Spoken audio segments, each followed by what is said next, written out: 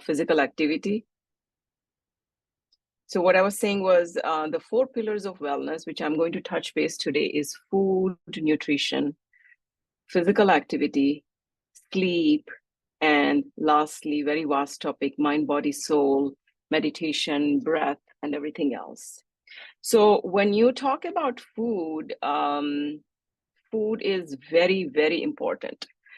Father of medicine is Hippocrates, and he said, and this is like 500 years ago, he said, food is thy medicine.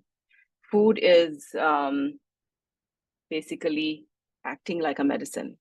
If you eat food appropriately and properly, you can prevent a lot of diseases. There are different types of diseases like metabolic diseases. For example, diabetes is a metabolic disease. Cancer, hypertension, atherosclerotic, where your heart vessels are closing up. So by eating right kind of food, you can prevent a lot of future diseases. And food is not just food which is tasting wonderful, giving you the tingling sensation on your tongue and giving you an instant dopamine surge and making you happy after a bowl of ice cream or something. But food is like medicine. Atoms and the molecules in the food is going inside your body, and it is acting at a very deep core level of trillions and trillions of your body cells. It's acting at the level of the mitochondria. It's resetting your mitochondria. It's acting at the level of your gene expression. One thing which really surprised me, and you all are young adults, 15, 16 years old. At this point, you're not thinking about your future generation, but if you are eating right food, not only are you making your gene expression better and avoiding these metabolic and cancer and atherosclerotic and heart disease and obesity, but when you eat the right nutritious kind of food, you are making your next, not just one generation, 2 generations healthy. And that is the science of epigenetics. And it is just bizarre. My mind was blown. I thought, okay, if I eat good food, I'm going to be healthy. If I eat good food, maybe when I'm pregnant, my generation, my baby is going to be healthy. But that goodness of the good food you eat goes to 2 generations. So that advantage is multi-generational advantage. That was just phenomenal and fantastic. So eat right and eat healthy. I have simplified it, just like I said, I'm just scraping the tip of the iceberg. You eat seasonal. So if the food is seasonal, eat that food in that season. Eat colors. As many colors in your food as possible. Red carrots, red tomatoes, white radish, green spinach, yellow peppers, so variety of colors. So eat seasonal, eat colors, eat local. It's very, very important because your local soil has the geominerals and all the essential elements where you are coming up and you're brought up in USA, the soil of USA would have certain minerals versus somebody who is in India or who is in foothills of Himalayas. Their needs are different. Their minerals in that soil is different. And when you eat local, that locally right from the earth, those minerals, essential elements are all going inside your body and fulfilling the body's need. Eat variety in a rotation. So you don't want to eat a good thing, like let's say avocado. There was a viral fad about avocado. Every Tom, Dick, and Harry was eating 5 or 10 avocados a day just because avocado fat is really good. Yes, it is very good, but rotate your food. If avocado is good, yes, eat avocado and then come back to beetroot, then go to carrots. Then eat in rotation, eat variety. And try to always eat the food the way nature intended it to be eaten. If orange is an orange, peel the orange and eat the orange. You do not want to squeeze the orange, throw the pulp, drink the juice. There are some health reasons why we may prescribe somebody to have a pure juice and not do other things, but 99.9% for you and me, you always want to eat the food the way nature wanted you to eat. If nature wanted you to eat a mango, eat mango. Don't open a can of mango Alfonso, which was sent maybe a year and a half ago from India in an export container with the metals leaching into it and multiple phosphates and chemicals put into it to preserve, a lot of sugar added. That's not the way nature intended. Nature intended you to eat the mango, which is in the season, and enjoy that. Always eat fresh. Fresher, the better, but sometimes you may need to go to frozen. That's okay too. So once again, eat seasonal, eat local, eat colors, vary the colors, eat a lot of variety, rotate your foods, eat the way nature intended you to eat, and eat fresh. One thing is everything has become global. Once upon a time, the pomegranate was a winter fruit. So you'll eat pomegranate starting maybe December and go into January. You'll eat mango sometime in April, depending on hemisphere. Southern versus northern may have a different time when the mango comes. But because everything is global, things are available all time. So that can get a little confusing. I can go and pick up a mango or a pomegranate anytime, any season. But ideally, it is like whatever came in the season is, if you eat that, that's what your body needs. Your body needs certain vegetables which give you, in like Ayurveda, they have like a different kind of tattvas in them. And seasonal things automatically fulfill the body needs, what your body needs at that time of the season. Sometimes people ask me how should I eat my food? One of the things, there's a lot of scientific research behind this. If you have to eat, you start your food with veggies. So if your mom has made kutu or some kind of a beans fry or cabbage fry, eat your veggies first. Then eat your protein, which is in vegetarians, it is dal, or if you have an egg, or if you're non-vegetarian, other things, then eat those. Then you eat your starches the last. So starches are like rice.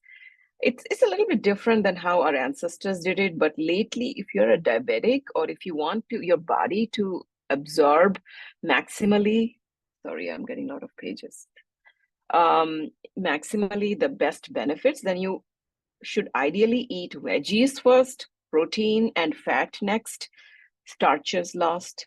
And it takes almost 20 minutes for your brain to signal whether it is full or not. So if I'm eating a lot of food within the first 20 minutes, I may not even get the signal to my brain that my stomach is full. I should stop eating. I'll keep eating. So eat slowly. And that's why when I say veggies, they always say salad first. So first course is almost always salad in many cultures, whether it is French, whether it is Mediterranean, European, Italian. They always have that salad first, and then they have a little bit of antipasto or some grilled vegetables and things like that, and then protein, and then eat your bread or starch. Here, when you go to the restaurants, things are almost reversed. They put a whole big baguette or bread in front of you, and you start eating because we are all humans. It's there, we will eat, but they put it, and that actually kind of messes up your metabolism. It messes up your hunger cues. You end up eating more, and that's what restaurants want, is you to go ahead and eat a lot of food. That's why they bring the chips in the Mexican restaurant. That's why they bring the bread in the Italian and the French restaurant. But I'm just telling you, the order to eat is veggies, protein and fat, starches last, and it takes 20 minutes for the signal from your stomach to reach the brain and say, hey, you're full, don't eat anymore. So remember that. What else? Good food will actually help you fortify your immunity. All these seasonal changes, when viruses are becoming active, flu is coming. If you are eating right, and if you're eating good food, you're having lemon juice or having your vitamin C. In India, there was something called as gooseberry amla. That is like a powerhouse of vitamin C. If you're having fresh fruits, vegetables, citrus, then you will beat the flu without the need of any additional supplements and things like that. Good food also like makes you feel very satisfied, because once your body gets that wholesome meal, you get dopamine surge in your brain, you feel very happy, and you feel satisfied and content. Always follow your body's cues. So you do not want to follow any viral fads. The viral fads change according to the seasons, according to the influencers, according to how much money they have spent on buying the platform and the bots to keep pushing it into your media. You do not want to follow any viral fads. If you like some viral fad, just go do your own research, come up with what is the evidence-based medicine behind it. Don't just do it because you heard it. Read about it. Like intermittent fasting is really, really, really good for a lot of us adults, and even for younger people, it's pretty good. But maybe your body may not like intermittent fasting. Maybe when you wake up, you really need that breakfast. So you have to listen to what your body needs and not follow these viral fads which come and go. Simple tips are always avoid ultra pasteurized foods, whether it is ultra pasteurized flour, whether it is ultra pasteurized sugar, whether it is ultra pasteurized oils. You want to avoid that because those are the ones which do the maximum damage at the genetic DNA level. And those are the reasons why the mutations happen and sometimes the cells turn into cancer cells. And then over the coming years, things show up in your body and you may think, what did I do wrong? Sometimes it could be that extreme, like ultra pasteurized food, fast foods, and things like that. Everything in moderation is okay. You are allowed to reward yourself. You are allowed to have good food with your friends, but you can make good choices even when you go eat out with your friends. Alcohol is empty calories. Alcohol is a lot of damage. So always be mindful. I'm not saying be a teetotaler, but be mindful. Always remember that message that alcohol is just empty calories. Alcohol is leaching your salts and sugars, and alcohol just immediately gives you that burst of energy, but then you have to pay back with the damage it does the next day or the days after. And if you keep consuming, then over the years, I see so many alcoholics almost on a day-to-day basis, from as young as 16-year-old alcoholics to 85-year-old alcoholics. So have that message ring in the background if you are ever making such choices whenever you are rightful age. Next, we move on to the second pillar of wellness. The second pillar of wellness is physical activity. The simplest message I want to tell you is keep moving your body. You want to move your body throughout the day, so you have to be mindful of that. It's wonderful if you can go to gym and dedicate an hour of like perfect exercise. Good for you. Hats off to that. But life can get busy. Sometimes that does not happen. But then if you are mindful, then even if I'm like, I have been sitting in this chair for last 45 minutes, I could have walked and moved. Right now I'm giving a talk, so I can't do that. But let's say you're just browsing social media or you're sitting in the library, you can put an iWatch. There are different settings in your Apple Health where it will remind you, hey, it's an hour, you haven't gotten up, stand up. So you can just stand up at wherever library or cafeteria or in a meeting, just stand up and stretch whatever you can without looking too obvious or awkward. And then same type of settings are there for breathing. iWatch can remind you, hey, it's an hour. Why don't you do your a minute of breathing exercise? So there are like cues you can put in, or just be mindful, or use your gadgets to give you such reminders of moving. So keep moving your body, and it does not have to be anything fancy. You can just like stretch, learn some simple stretches from TikToks or Reels, appropriate from a right instructors or exercise coaches or physical therapists. They'll tell you what not to do and what to do, and then keep moving. One thing I would highly recommend is if you're in your dorm, and right now you're 15 and 16 years old, so you are still at home, is to have a walking treadmill. On Amazon, it is as cheap as $99. Just buy one and keep near your desk. Do not sit and do like a 3 hours of study. Try it. It takes a little bit of getting used to it, but once you buy it and you get used to it, then you will be like very comfortable, even conducting meetings and all. But that's your goal. So just get it and put it under your desk, move the chair away, sit when you're tired, but other time just stand up and just gently at a very slow pace, keep walking. That's so easy. It increases your circulation. It increases your balancing skills. It increases muscle. I mean, you're using gravity. When you're standing up, you're using your muscles. All your core muscles are being used when you're standing up. If you're sitting, you're slouching. Nothing is like against gravity. And if you're lying down, that's the worst thing you can do is to your muscles is just lay down for like 3-4 hours and not move your body. And sometimes it happens. I see my son watching some reels or TikTok or Netflix in the bed. So be aware, be mindful, keep moving. You try to use a walking treadmill. And then what else? I want you to all read about something called as a sarcopenia. I'll put what this word means in the messages or comments. It's spelled as Sarcopenia. Sarco means muscle, penia means loss. So sarcopenia in simple language means loss of muscle mass. So you guys are very young, and this is your golden time to make muscle.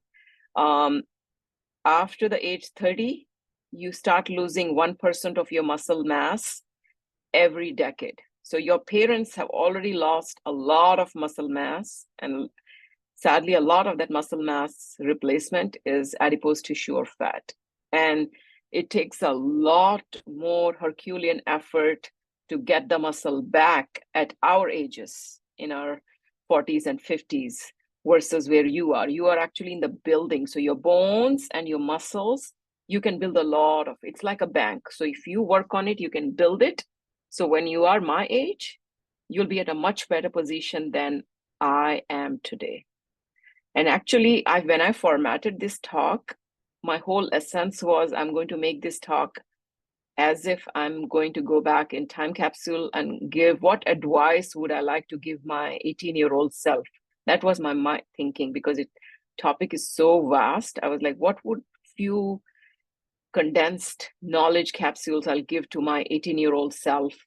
Because time capsule is not there, I cannot go back in time. I cannot do anything, but I can give these pearls of wisdom to my own kids who are your age, in their teens, and to all the other teenagers who have been kind enough to join here today. So this is your time. Bones and muscle, work on them for next 10 years, because after that, it becomes stagnant and it becomes very hard to build bone. Almost all your moms, and myself included, we have osteoporosis because we did not do what we could have done or what you are going to do in the next 10 years. Build your muscle, build your bone, fill up your bank to the maximum, because when you'll start depleting that bank, you'll have a bigger account to deplete, so you'll be in a better position. What else? I wanted to say lifting weights is a very good exercise that helps you build muscle. Resistance training, excellent.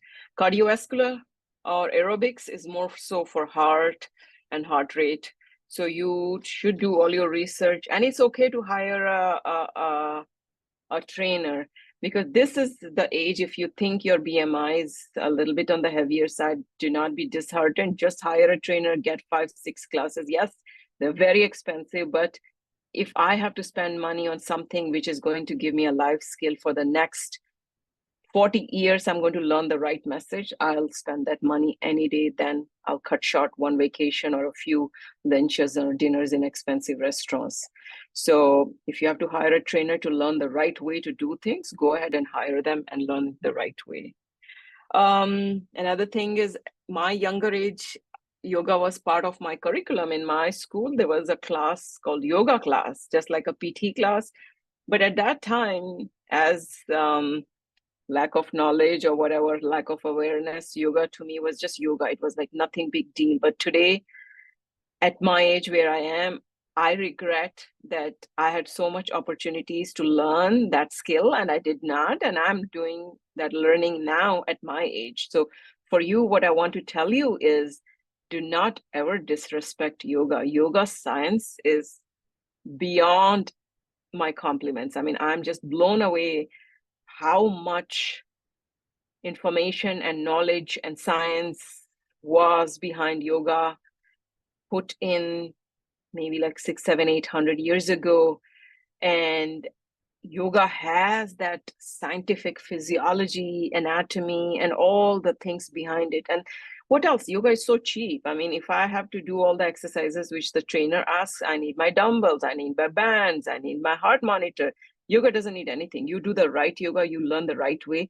All you need is your body. Your body can be your weight, and you're doing the weights the right way. If you're doing, you can use your body. It's so cheap. You don't even need a mat. I mean, in my country, we just did it wherever, whichever floor. Here, at least you have a mat. So it's such a cheap, you can do it anytime. If you learn some forms and postures and do it the right way, you don't need any paraphernalia to go around um, to make it complicated.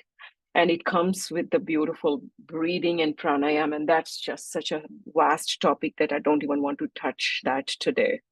Your muscles are your energy currency. So if you all saying, oh my God, I eat something and I gain so much weight, it's because probably you need to build more muscle, because muscles is what burns your energy. Muscles is where the mitochondria is. Muscles, you have more muscle, you eat the same amount of calories, you'll burn it off much faster than somebody else who has lesser muscle mass than you. Also, muscles in adults, not so much for you 15 and 16 years old, but muscles in adults is very important. If you have more muscle, you will not have that glucose surge. If you have more muscle, you have more insulin receptor on your muscles, and your glucose gets metabolized and it just gets burnt off. So you do not have these surges you see.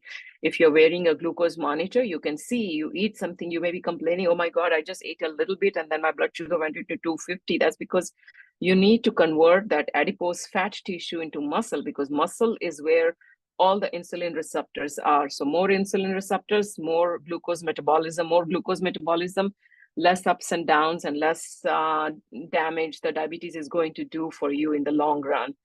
And that's a long-lasting advice. How much protein? One of the moms said, how much protein to eat? Your kid is a basketball player. I mean, if you're 0.8 to 1 gram per kilogram is the amount of protein recommended. Sometimes when you see these influencers, they fat it up and they say so much more. Medically, it's 0.8 gram per kilogram protein need. And if you are really concerned and you're vegetarian, you can start plugging in your numbers in an app called MyFitnessPal. I love MyFitnessPal. It's like a visual cue.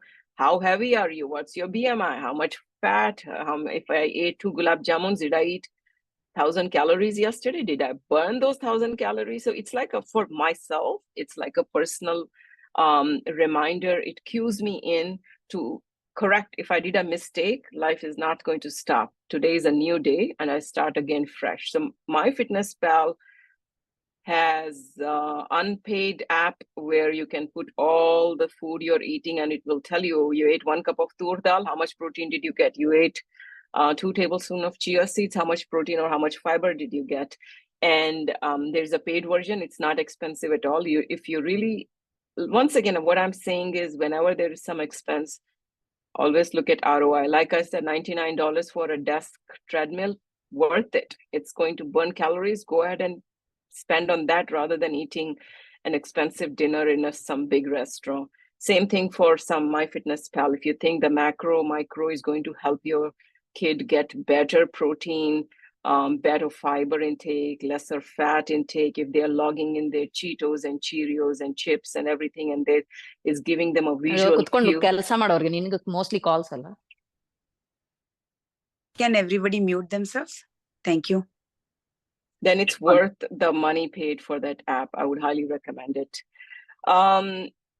Then comes how much exercise. I mean, ideally, I'm looking at muscle strength and resistance training and lifting weights and things like that for youngsters. How much weight should you be lifting? Once again, you have to learn the right technique.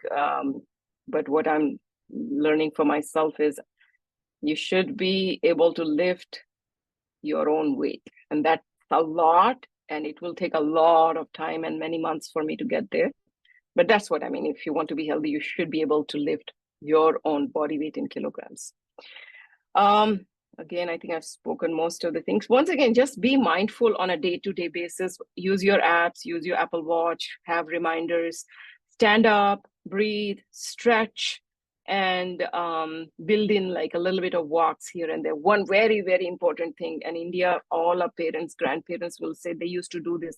They'll eat food and they'll go for a 10-minute walk or a 20-minute. It doesn't have to be very like a dedicated 40-minute walk. All they would do is my mom and dad would eat something, and then both of them will go down. And we used to live in a big area called colony, not American type of colony, but a colony where it's like a compound with a lot of neighbors of friends. And they'll all walk and take. That's the best way to burn that glucose you ate is right after eating, walk for 10 minutes. That glucose number, if anyone who is wearing a continuous blood glucose monitor will see, as soon as you start walking, that glucose is being utilized by your muscles. And that number from 250 will come down to 200 to 100, 120. It will come down nicely. So keep walking right after you eat. With that, we move on to the third pillar of the wellness. Once again, I'll repeat, I'm just scraping the tip of the iceberg. This is just to get you used to what these are and think about these pearls of wisdom. I'm giving a lot of information condensed. Refer it back again later if you want to, but sleep is my third pillar of wellness, and that is the most neglected and most underrated pillar. Everybody thinks it's a commodity which is taken for granted. If I have to compromise something, I cannot compromise on my food. I need my food. I'm hungry. My stomach is growling.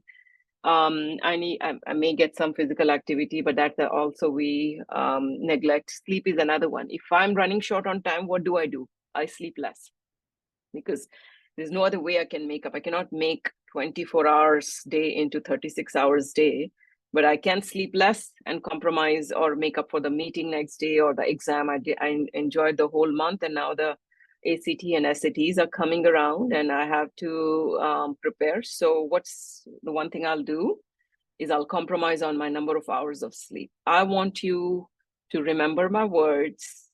Sleep is extremely important. Not only do you have to sleep well so you can read and remember, but you have to read and remember, read very well and prepare for your exams and sleep well after studying, because that's the only way you'll recall everything.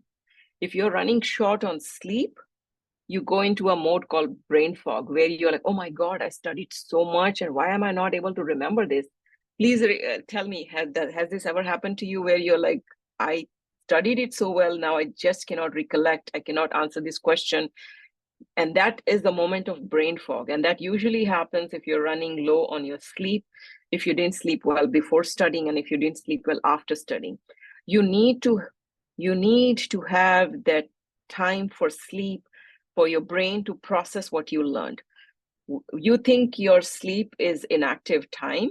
It's a time wasted. A lot of people actually say, if you see all these like C-suite CEOs giving this 60-second YouTube reels and Instagram messages, they'll say that you will, if you want to reach to the top, you have to sleep 4 hours. I did this. That's not right. You really have to get your body's required amount of sleep, and your requirement may be different than my requirement, than your parents' requirement, or than your grandparents' requirement. Sleep is where your body has like trillion plus cells, and each cell is working nonstop throughout the day. So imagine a factory, if it is producing garments or some things, how much wastage or toxins are being generated. So same thing is happening in your cells. Your cells are like machinery. Your mitochondria is working constantly to create that energy so you can walk, think, talk, move your fingers or muscles, or give a talk like I'm doing right now. A lot of cells are working towards this moment. And in the night, what happens, all that machinery, all that mitochondria, all the cells is being repaired. All the toxins are being flushed from your kidneys, from your liver, from your skin, from your brain. Your brain has a lot of toxins being deposited throughout the day, and this fluid in which the brain is bathing, that fluid is being circulated, and that happens at nighttime. So all the chemicals which you have accumulated because your cells are working, or maybe you came across something cancer producing radiation or chemicals, and that cell got damaged, and that cell will get repaired in the night. In the night when you're sleeping, body will say, oh, this cell is not used, let's eat it up, let's use it up and damage it. And lack of sleep, lack of nutrition, lack of physical activity lets that one cell become a cancer, and then that leads to something bad in the future. So all this detox, all this cleansing, all this repairs, all this preparation for next day. So imagine a factory which is producing garments. Every night it will need that machinery to be recalibrated, maybe oiled, and maybe ready for next day. Same thing is happening in your body. All your machinery inside the cellular mechanics are being recalibrated and getting ready to deal with one more day, thinking, talking, walking, breathing. So that's what's happening in the sleep. Your sleep is also important for immunity. I mean, you think you fly to India and then you catch cold and you're like, oh, maybe I caught cold because I was inhaling stale air, but that's not the reason. Sleep is very important. When you are crossing the time zones and you're jet lagged and your sleep is totally messed up, your immunity really tanks down. So that is why they sell these emergencies and all those things, because they know people messing up their sleep cycle will fall sick, and people do not want to lose the next day. They are working for some meetings and things like that. So it's not because they're flying. It's not because somebody sitting next to you was coughing, because your sleep was disturbed. Because if you sleep, somebody next to you must be coughing, but if your immunity is really good, you'll fight it off. But if because your lack of sleep and the jet lag and things like that will really decrease your immunity, you'll end up falling sick right after your travel. Sleep is also a time when you're actually rehearsing everything you have gone throughout the day. So if you learn piano, your mind is like, when you're sleeping, you're not inactive. Your mind and your gray cells are creating these lessons and the learning, and you're rehashing the whole thing. So it's important to remember that when you're sleeping, the creative ideas come into your mind. One of the very interesting tidbit I want to share with you is Thomas. Anyone wants to unmute and say, who is Thomas Alva Edison? What is his invention? Light bulb. Yes. So he was notorious scientist. He somehow realized that all his creative ideas will come when he will be sleeping in the night. So he used to hold a metal ball in his hand, and he'll fall asleep when he's thinking on a problem. And for light bulb, I think I don't remember how many, maybe 600 times of filaments he changed. He took a horse hair, pig hair, this hair, human hair, and finally he figured out that filament. So he would sleep with a metal ball in his hand, and he was very intelligent. He didn't know exactly what he was doing, but he figured out that creative ideas do come when he was falling asleep. So in your sleep is going through different cycles. It's called REM cycle, then it goes into non-REM cycle. And between the end of the REM cycle or somewhere in the non-REM cycle, you go through almost like where your muscles are all paralyzed. And at that time, you're like a peak of your creativity comes. So he would hold this metal ball, and then when his body will be paralyzed in sleep, the ball will fall down, and with that sound he will wake up and he'll remember what he was dreaming about. Otherwise, sometimes it's hard to remember all the dreams and everything else. So he figured it out. And sleep is also a time when I would also give you one very important life lesson, and I'll go over it again. Whenever you have something bad going on in your day, try to sleep on it. So let's say you have a hard breakup with your girlfriend, boyfriend, or your teacher scolded, or you're really, really upset with your parents and you want to do something bad or say something bad. Just calm down and remember my words. Let me sleep on it. So when you sleep on it, somehow the next day things will be much better. Whatever that stressful situation will be less stressful the next day. Your brain in the night will have processed that emotional trouble you were going through, and you will come up with a better strategy. The problem is not going to go away. If you had a fight with your parents or your girlfriend or your best friend, that fight is still there, but the ability to cope is much better the next day when you sleep on it rather than act on it that very moment. So sleep on it, and give importance to sleep, because sleep is something which is very, very precious, and sleep is not just inactivity. Mother Nature is extremely, extremely smart. I mean, there's nothing in our body which is wasteful, and nothing in the space around it which is wasteful. So if Mother Nature thought sleep was useless, we would never have slept. But can you imagine 1/3 of our lives we are sleeping? So there must be a strategy, and that is the strategy which I explained to you, that in your sleep, your brains are growing, your growth hormones coming up. When you sleep, you grow taller. So if you think, oh, mom, I'm not getting tall, I'm only 5'4". Sorry, my son is calling me. Go have a good night's sleep. Your growth hormone surges when you're sleeping. Your testosterone, I mean, all these people who are trying to bulk up their muscles and doing bad things and taking additional, then they have better testosterone in their system, better hormones, good hormones are flowing when you're sleeping. So always sleep, and sleep is very important. I think I covered everything. And if you do not sleep well, you'll end up with dementia, Parkinson's, people who do not. And one of the classic example of somebody who said she slept only for 3 to 4 hours. We all know her. Her name is Iron Lady. Anyone wants to say who that is? Iron Lady of United Kingdom. She ruled. Margaret Thatcher. Yes, Margaret Thatcher. What did she have? She had severe dementia. She slept only for 3-4 hours. And she was very proud about it. She would boast about it, that I'm only sleeping and I'm making use of my 20 hours of day. But that's not good. You need your sleep to do better. You'll actually do better than a person who is awake for 20 hours. In the 10 hours, you will do better job than the other person who is sleepless and tired and fatigued. What else? I think with that goes, I've covered all the 4 pillars. Once again, can anyone unmute and tell me what the 4 pillars are? Nutrition, Yes, physical wellness, very good. sleep, Very good. Did I cover that? And the last one is, I think, meditation, mind, body. That's a very vast topic. We'll keep it for future. What's the time? 10:52. Yeah, I want to honor the time. I'll just, before I end, I would probably give, this is my last segment. I'll keep the mind, body, soul for some other time.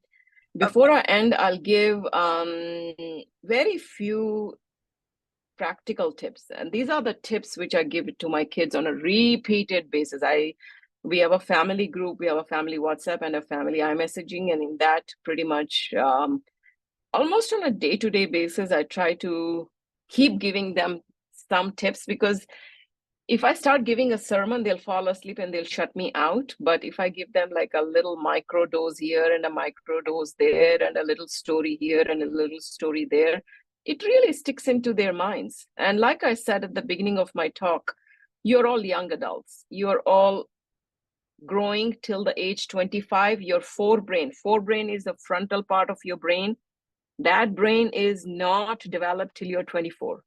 So till 24, you are capable of making mistakes. You are capable of going the wrong path, taking drugs, or becoming an alcoholic, or doing some other impulsive, because that's the brain which is impulsive.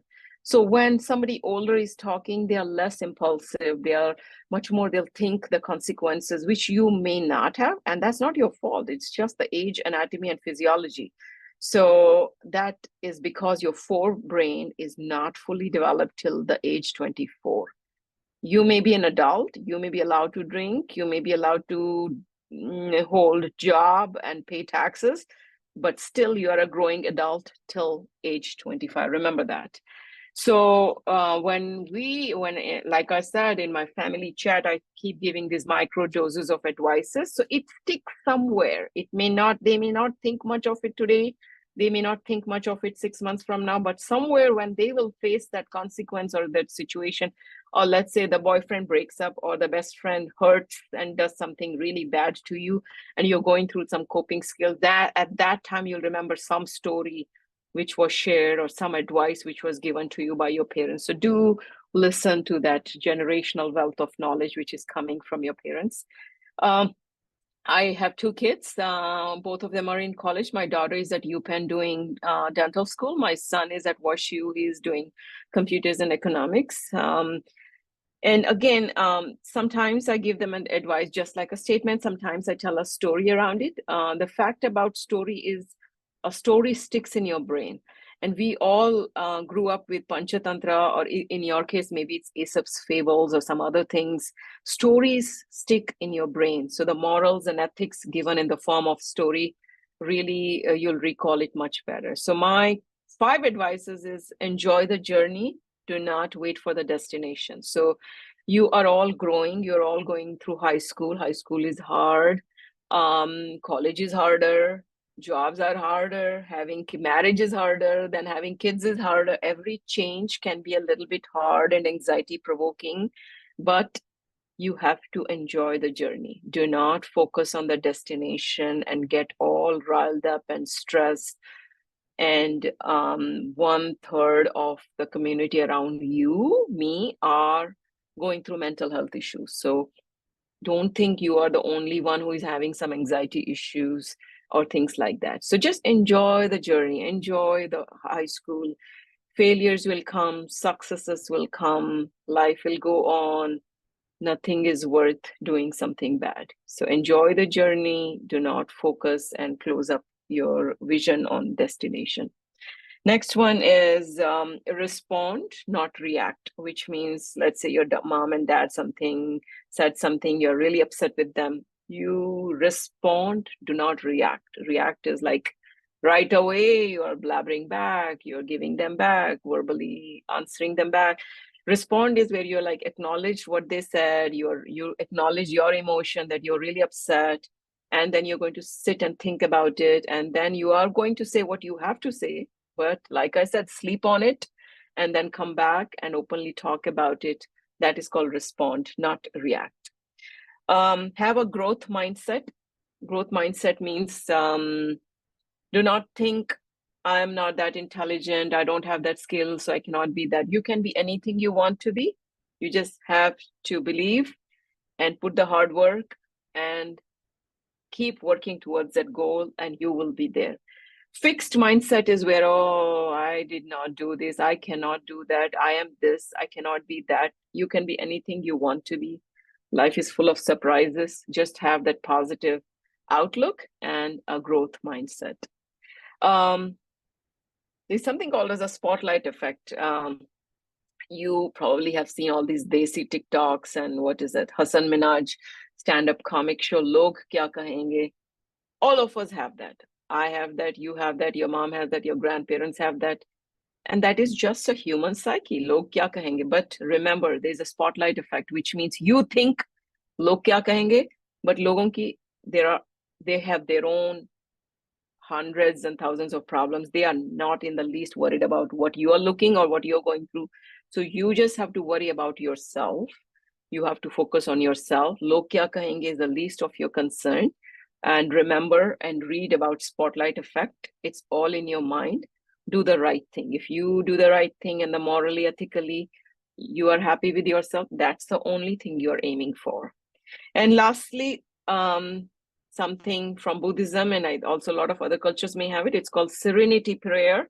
And that means you will say, like, any situation, good, bad, ugly, you just remember the serenity prayer. It says, please let me accept the things I cannot change. Give me courage to change the things I can. What it means is, if there is something you can do about your situation, get up and do it and do not worry about it. If there's something you cannot do about your situation, then you just leave it. There's no point in worrying, because if it's snowing really hard, I cannot stop the snow. Why should I worry about the snow? But if I can get the shovel, blow, keep my driveway clean, instead of sitting inside the house and getting worried about it, I'll act upon it. So if there's something you can do, just do it and stop worrying. If there's nothing you can do, then stop worrying, because there's nothing you can do. It is what it is. And in the end, everything turns out to be okay. So like I said, failure and successes will come. At that time, in the moment, you may feel this is the end of everything. Oh my God, I did so poorly on my SAT. The life is going to end. No. Try to distance yourself and try to reframe the situation and then just go ahead on it with a new energy. So with that, I'll end. I'm all set. I'll give 5-10 minutes to answer any questions. I do have a lot of pages which have accumulated because I'm working today, but I'm here for 10 more minutes.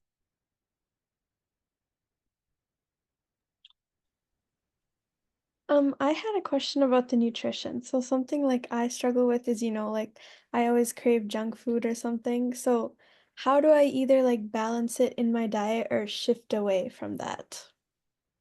So moderation.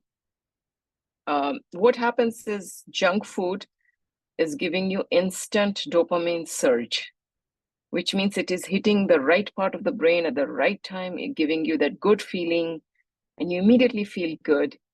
And sugar is addictive.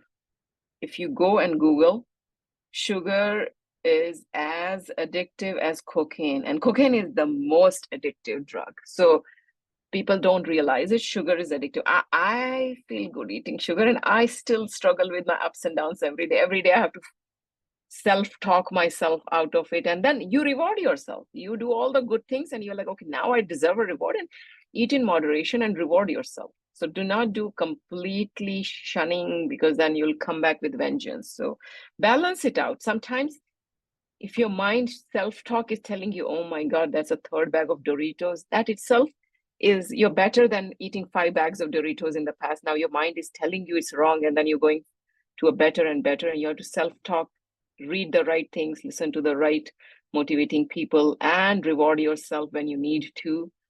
But realize when you're doing wrong or overeating or not doing the right things by not moving, just having this caloric abundance without caloric burn.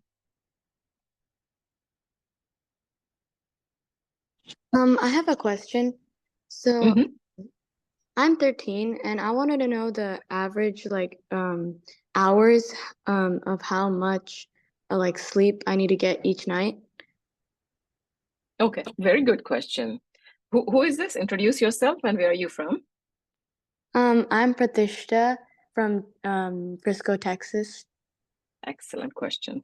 So have anyone heard of circadian rhythm? Anyone can unmute and answer. So it's your biological clock, like when you sleep and when you wake up. Good job. Yeah. So your biological clock decides what kind of a person you are. So one thing I want to tell parents and even teenagers, there are different types of circadian rhythms. You can be a, owl. So you're up all night and you're best later part, or you can be a bear where you're sleeping throughout the night and waking. So I forget exactly what the analogies were, but your circadian clock is very different. So teenagers somehow have the long sleeping hours, and they can sleep really long hours even during the daytime. They can. So when your teenager is not waking up at 10 a.m. or 11 a.m. or 1 o'clock, do not yell at them. That's their body clock.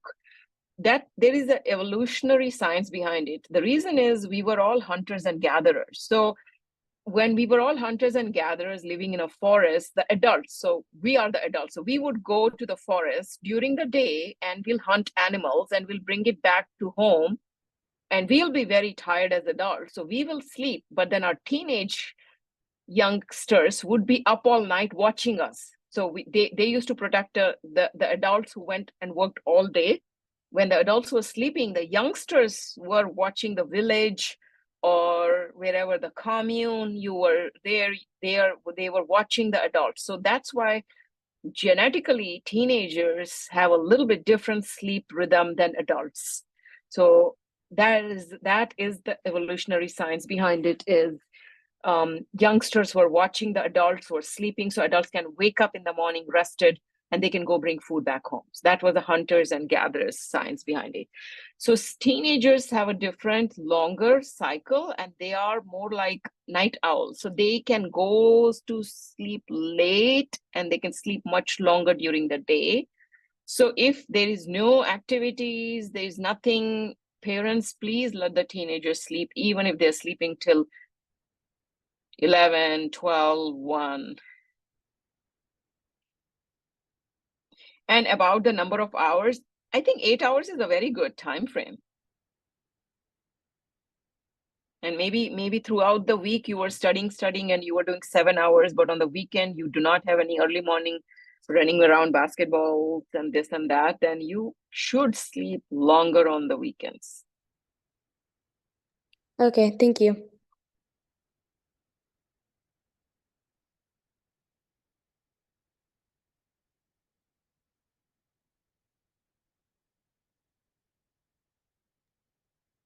Hi, Somebody this is said Bhavna. the app, Sorry. 1 second, hold your thought for Sure. 1 minute. Somebody said, Mhm. could you please tell the name of the app? App is My Fitness Pal. You can log every food you eat, every sleep, your exercise, everything can be logged into My Fitness Pal. It's basic is free, and I think there's a small amount of you can purchase. I think there are no questions in the messages, but who was it who was going to ask some question? This is Bhavna. I'm actually Rohit's mom, but this is probably a question that teenagers who go to college might have as well. So I generally cook on Sunday evenings, bulk, and keep it for the week so that I don't miss out on, home food rather than ordering. I thought refrigerating is better than getting outside food. So any thoughts Yeah. on that? No, very good thought. I mean, Ayurveda said something else, and the life at that time was something else. At that time, you would go bring the fruit, bring the vegetable, you'll eat the same day. There was no fridge. But today, we have to use all the scientific, like all the old ancestral knowledge, but we have to use it and plug it into the current technologies. We have the refrigerators, the current refrigerators are excellent. And if you can avoid eating outside food, which is all filled with oils and unnecessary salts and sugar, that's a way to go. A couple of things I'll suggest is supplement your whatever you cooked that food with fresh cut salad. So if you think you can add a cucumber, a tomato, onion, and a little bit of peppers every meal, add that, and then heat up all the cooked food you cooked for the week. And then do not heat and reheat and reheat and reheat. So whatever you cooked, you immediately refrigerate. You just bring out only small amount which you're going to eat that day. Do not let it go through heating, reheating cycle. And that same thing goes for the oils also. You do not want to have oils in which you fried. You just use it up or you throw it out, not in your drain because it clogs your drain. You do not want to keep on. You fried a popper, then Tuesday you did this, then on Saturday you fry samosa, then on mid-Wednesday you fry paneer, same oil. No, you use it, and then if you can use it, if not, just do not keep reheating because the oil breaks and those chemicals are not good for your body. Same thing with the heating, reheating, just take the required amount, eat it, meal prep, either separately pack or just pack in bulk, but then take what you will eat and that should be good.